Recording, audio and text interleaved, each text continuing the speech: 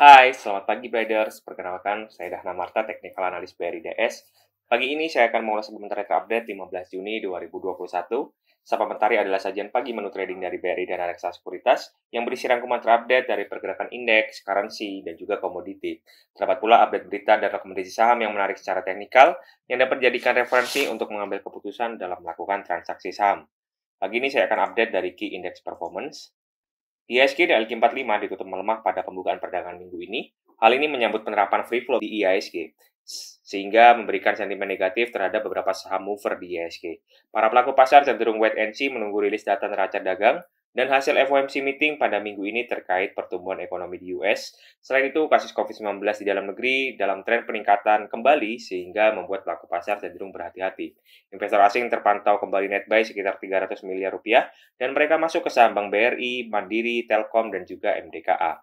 Sementara itu, bursa saham Amerika Serikat ditutup mix, Dow ditutup melemah, namun S&P dan Nasdaq menguat dan mencetak rekor tertinggi baru.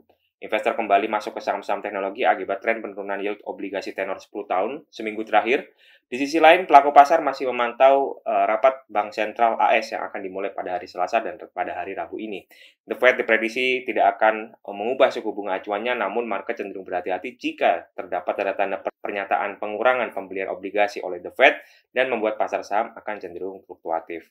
Selanjutnya, indeks Edo melemah 1%, indeks VIX menguat, sehingga volatilitas dan kekhawatiran mulai meningkat.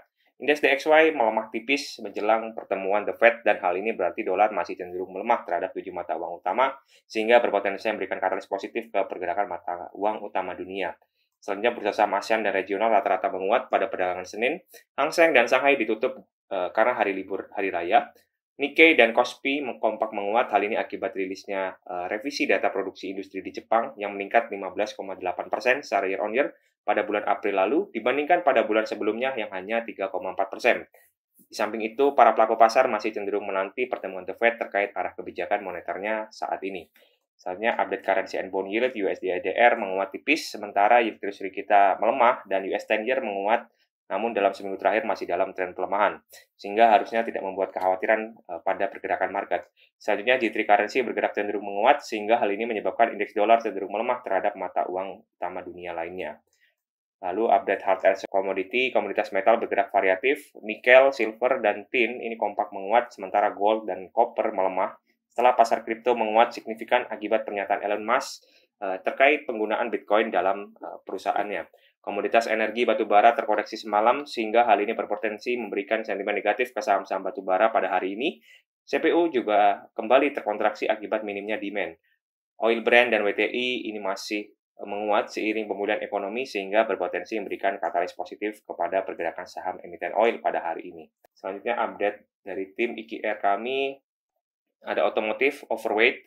Volume penjualan mobil secara wholesale pada Mei 2021 tercatat sebanyak 54.815 unit atau turun 30,5% secara mantuman atau naik 1.444% secara year on year. Dengan penjualan retail tercatat sebesar 64.700 unit atau turun 18,6% secara year on year dikarenakan adanya libur lebaran.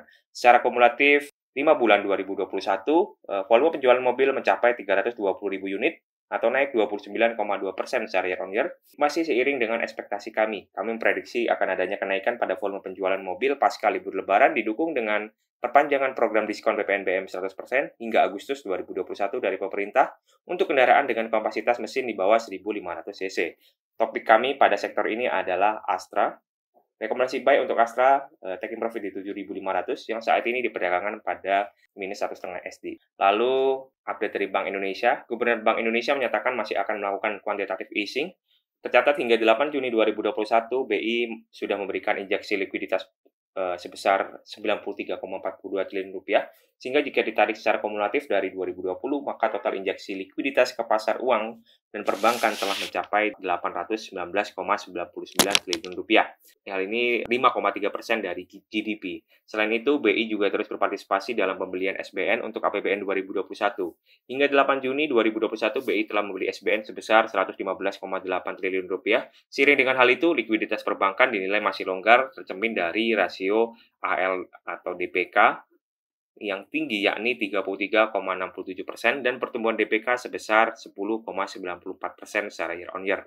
Selanjutnya, Update dari Metropolitan Land atau MTLA. MTLA membukukan marketing sales senilai Rp553 miliar per akhir Mei 2021.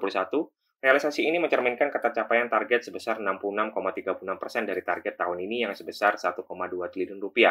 Total pendapatan MTLA hingga 5 bulan 2021 yang didapat dari marketing sales dan recurring income tercatat sebesar Rp694 miliar dibandingkan 5 bulan pada tahun sebelumnya itu sekitar Rp467 miliar. MTLA telah menyiapkan anggaran untuk capex senilai Rp500 miliar untuk tahun ini yang sebagian besar akan digunakan untuk akuisisi lahan.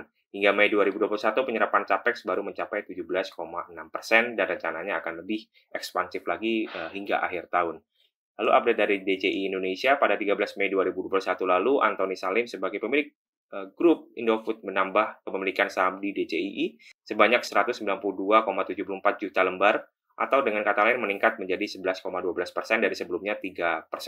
Usai aksi tersebut, Salim berencana untuk membangun kompleks data center berstandar global bernama H2 di Pertiwi Lestari Industrial Park di Karawang. H2 ini nantinya akan dijadikan sebagai salah satu kompleks data center terbesar di Asia Tenggara dengan luas puluhan hektar dan memiliki total kapasitas ratusan megawatt.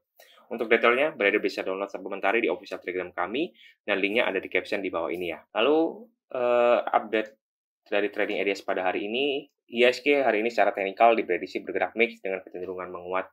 Selanjutnya, update trading areas pada hari ini, IHSG secara teknikal diprediksi bergerak mix cenderung melemah terbatas, indikator yang masih di positif melemah, indikator stokastik netral melemah, dan indikator RSI netral melemah. IHSG diprediksi bergerak di rentang 6.047 hingga 6.200.